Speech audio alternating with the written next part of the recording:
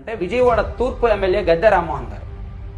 First ఆయన ప్రజలకు అందుబాటులో ఉండే విషయంలో ఎక్కడ రాజీ పడరు. వారంలో నాకు తెలిసి 7 రోజులు ఏదైనా 1-2 రోజులు ఏదైనా ఎక్కడికైనా వెళ్ళినా ఆయనకి ఏమి వెళ్ళడానికి వేరే వ్యాపారాలు, వేరే వ్యవహారాలు, పర్సనల్ వ్యవహారాలు ఏమీ ఉండవు. ఏదో అక్కడికి వెళ్ళాలి ఇక్కడికి వెళ్ళాలి అనే వ్యవహారాలు ఏమీ ఉండవు. మ్యాక్సిమం ఆయన 24/7 ఆ విజయవాడ నియోజకవర్గంలోనే ఉంటారు. మరీ ఏదైనా బెంగళూరు, హైదరాబాద్ లాంటి చోటకి వెళ్ళినా 1 రోజుల్లో తిరిగి వచ్చేస్తారంట. సో ఎక్కువగా అందుబాటులో ఉండేది ఆయన. నాకు తెలిసినంత వరకు మన రాష్ట్రంలో ఉన్న 175 నియోజకవర్గాల ఎమ్మెల్యేల్లో కూడా ఆయన ఫస్ట్ ప్లేస్లో ఉంటారు.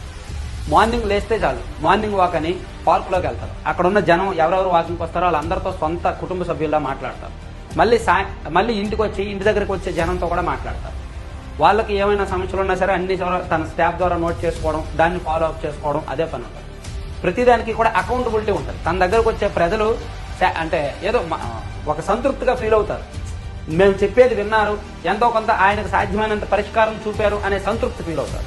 గతంలో ఆయన అధికారంలో ఉన్నప్పుడు కూడా అధికార పార్టీ ఎమ్మెల్యేగా ఉన్నప్పుడు ఎవరైనా ఏదైనా అనారోగ్యంతో వచ్చారు, లేదా ఆపరేషన్ చేయించుకున్నారు, సీఎంఆర్ ఇచ్చేవాళ్ళు, లేదన్నా పలానా చోట ఏదైనా పని కావాలి పని చేయించేవాళ్ళు. అధికారంలో ఉన్నప్పుడు మాక్సిమం చేయించారు. ప్రతిపక్షంలో ఉన్నప్పుడు పని చేయించడానికి కుదరనప్పటికీ అందుబాటులో ఉన్నారు, ట్రై చేశారు. సో ఇప్పుడు అటువంటి విజయవాడ తూర్పు నియోజకవర్గంలో మళ్ళీ ఎలక్షన్ వచ్చింది. సో ఆయన విషయంలో ఆయనకు పోటీగా దేవినేని అవినాష్ గారు పోటీలో ఉన్నారు వైసీపీ తరఫున. సో అక్కడ ఆ నియోజకవర్గ ఓటర్లకు పరీక్ష, ఎవరిని ఎన్నుకోవాలి అనేది. నిత్యం అందుబాటులో ఉంటాడు ఒక ఆయన. ఆల్రెడీ ఆ నియోజకవర్గంలో గతంలో 2 సార్లు ఆయన గెలిచారు. ఒకసారి 2009లో మాత్రం ట్రయాంగిల్ పోటీలో ఓడిపోయారు.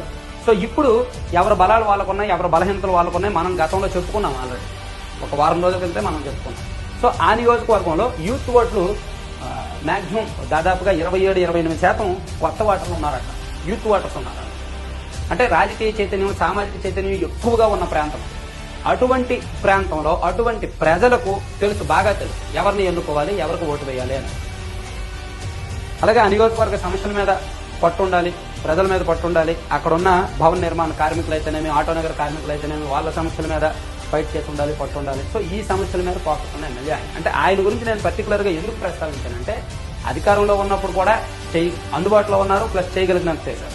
ప్రతిపక్ష పార్టీలో ఇప్పుడు కూడా మ్యాక్సిమం ఆయన అందుబాటులో ఉంటున్నారు, చేయాల్సినంత చేస్తున్నారు. ఈ మూత ప్రజా ఉద్యమానికి ఆరంభం కాబోతోంది. రానున్న రోజుల్లో ఈ ఉద్యమాన్ని మరింత ఉధృతం చేసి ప్రజల్ని చైతన్యపరుస్తాం. ఆ చైతన్యం జగన్మోహన్ రెడ్డి గారి పాలనని, జగన్మోహన్ రెడ్డి గారి అధికారాన్ని, జగన్మోహన్ రెడ్డి గారి పార్టీని కూడా తరిమి కొట్టే వరకు ఈ ఉద్యమాన్ని ముందుకు తీసుకెళ్తామని